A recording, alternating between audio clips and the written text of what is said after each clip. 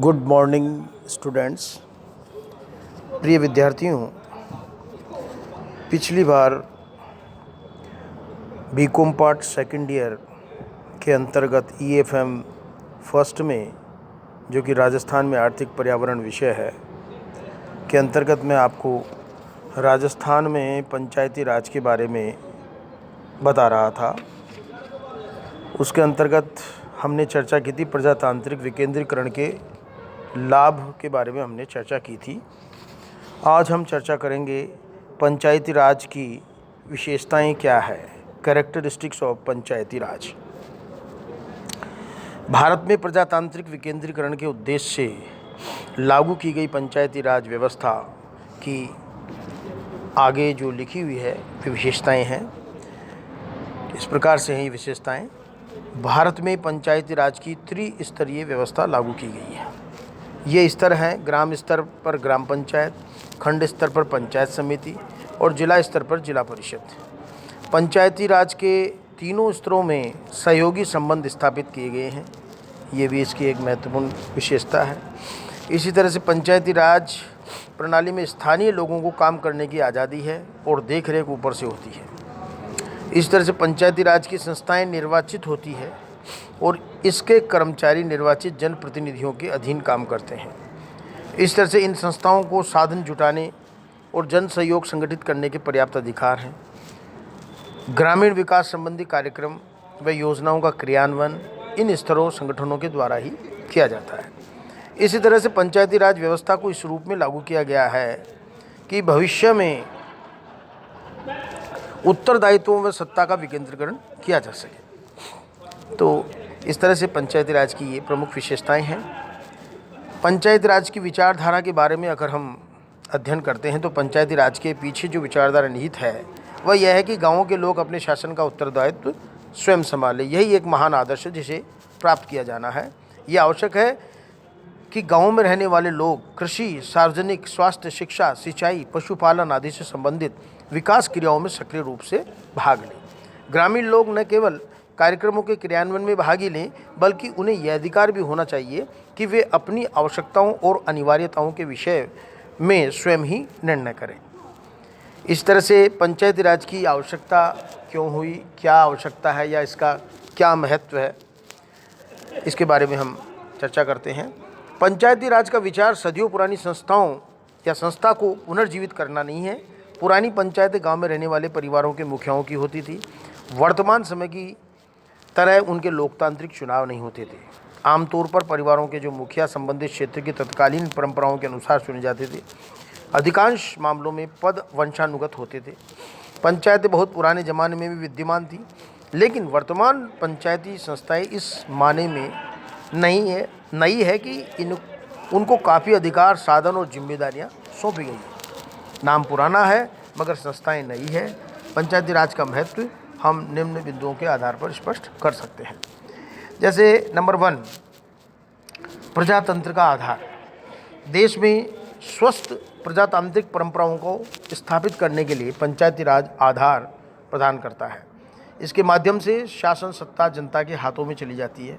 यह व्यवस्था ग्रामीण जनता में लोकतांत्रिक संगठनों के प्रति रुचि स्थापित भी करती है। इसी तरह से प्रजातांत्रिक विकेंद्रीकरण भी एक महत्व है। पंचायती राज के द्वारा शासकीय शक्तियों एवं कार्यों का विकेंद्रीकरण किया जा सकता है। विकेंद्रीकरण की इस प्रक्रिया में शासकीय सत्ता गिनी चुनी संस्थाओं में न रहकर गांव की पंचायत के कार्यकर्ताओं के हाथों में आ जाती है। इससे केंद्र व राज्य सरकारों पर कार्य का बोझ कम हो जाता है। भावी नेतृत्व। पंचायती राज संस्थाएं देश का भावी नेतृत्व तैयार करती है। विधायकों, सांसदों व मंत्रियों को प्राथमिक अनुभव एवं प्रशिक्षण प्रदान करती है, जिससे वे ग्रामीण क्षेत्र की समस्याओं से अवगत होते हैं। गांव में उचित नेतृत्व का विकास करने एवं विकास कार्यों में जनता की रुचि बढ़ाने में पंचायतों का महत्वपूर्ण योगदान रहता है। इसी तरह से राजनीतिक चेतना का भी एक अपना महत्व है। पंचायत राज में पंचायतें नागरिकों को अपने राजनीतिक अधिकारों के प्रयोग की शिक्षा भी देती है एक तरह से। साथ ही उनमें नागरिक गुणों का विकास करने में मदद करती है। अतः पंचायतों को लोकतंत्र की प्रयोगशाला की संज्ञा दी जा सकती है। इसी तरह से जनता व शासन के बीच सहयोग भी महत्वपूर्ण है। पंचायती राज संस्थाओं के माध्यम से जनता शासन के बहुत करीब पहुंच जाती है। इससे जनता और शासन में परस्पर सहयोग में वृद्धि होती है, जो ग्रामीण विकास व उन्नति के लिए परम आवश्यक है। प्रशासन से समन्वय, कोऑर्डिनेशन विद एडमिनिस्ट्रेशन, यानी कि पंचायतों के कार्यकर्ता व पदाधिकारी स्थानीय समाज और राजनीतिक व्यवस्था के बीच कड़ी होते हैं। इन स्थानीय पदाधिकारियों के बिना ऊपर से प्रारंभ किए हुए ग्रामीण विकास के कार्यक्रमों का चलना मुश्किल हो जाता है। यानी सार रूप में हम कह सकते हैं कि पंचायती राज व्यवस्था का महत्व इस तथ्य में है कि उनके द्वारा निचले स्तर पर लोकतंत्र का विस्तार करना, लोकतांत्रिक विकेंद्रीकरण करना एक तरह से, और सरकारी कामकाज और विकास गतिविधियों में जनता को शामिल करना संभव है।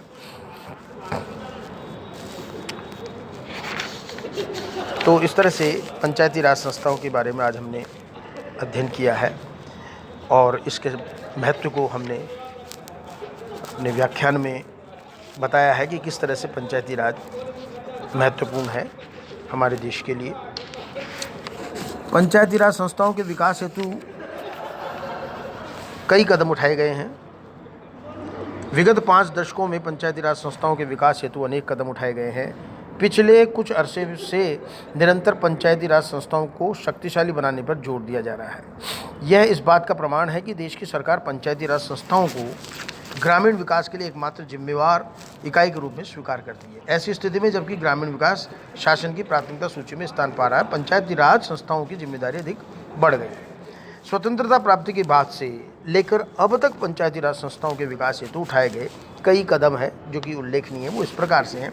संवैधानिक कदम भी उठाए गए, पंचायती राज को एक लक्ष्य के रूप में स्वीकार किया गया है और स्वर्गीय श्री के संथानम की पहल पर इसे एक बड़ी सीमा तक भारतीय संविधान में 40वें अनुच्छेद के रूप में शामिल किया गया है।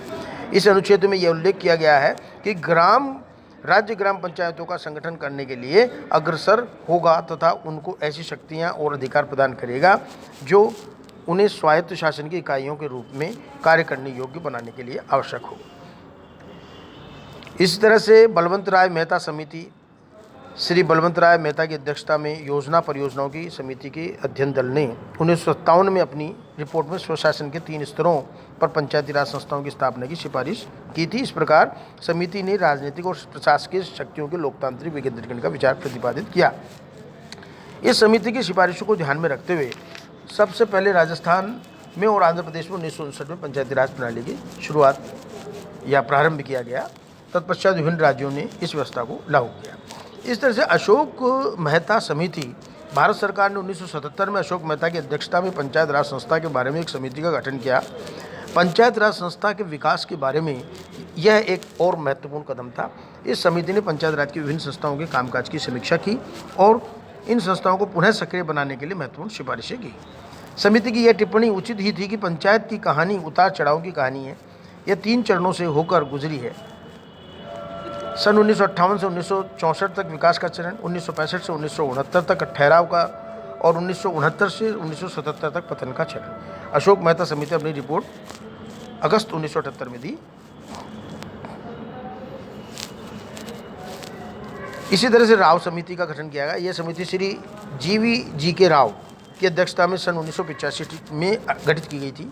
राव समिति की प्रमुख सिफारिश थी जिला स्तर पर प्रभावी समन्वय एवं उपयुक्त निर्देशन, नियोजन का विकेंद्रीकरण, राष्ट्रीय उद्देश्य एवं जिला स्तर पर क्षेत्रीय आवश्यकताओं को दृष्टिगत रखते हुए ग्रामीण विकास कार्यक्रमों के क्रियान्वयन। इस तरह से सिंघवी समिति भी गठित की गई। इस समिति का गठन 1986 में किया गया, जिसके अध्यक्ष श्री LM सिंघवी थे। सिंघवी समिति ने त्रिस्तरीय प्रजातांत्रिक विकेंद्रीकरण की सिफारिश की। इस समिति ने ग्राम सभा को प्रजातंत्र की तीसरी कतार माना, जबकि लोकसभा को प्रथम एवं विधानसभा को दूसरी कतार। 73वां संविधान संशोधन यानी वर्ष 1977 से 1987 तक पंचायती राज संस्था उपेक्षा के दौर से गुजरी। स्वर्गीय प्रधानमंत्री श्री राजीव गांधी की निम्नलिखित टिप्पणी से पंचायती राज के जरिए विकास योजनाओं की विफलता का स्पष्ट संकेत मिलता है।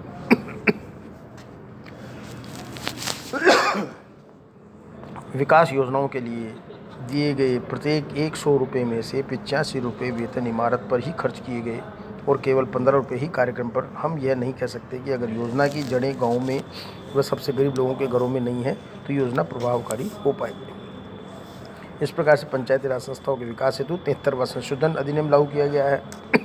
इस अधिनियम को संसद ने 1993 में पारित किया। यह अधिनियम एक तरह से मील का पत्थर साबित हुआ। तो इस तरह से काफ़ी प्रयास किए गए हैं सरकार के द्वारा, केंद्र सरकार, राज्य सरकारों के द्वारा काफ़ी प्रयास किए गए हैं पंचायत को मजबूत करने के लिए। Thank you.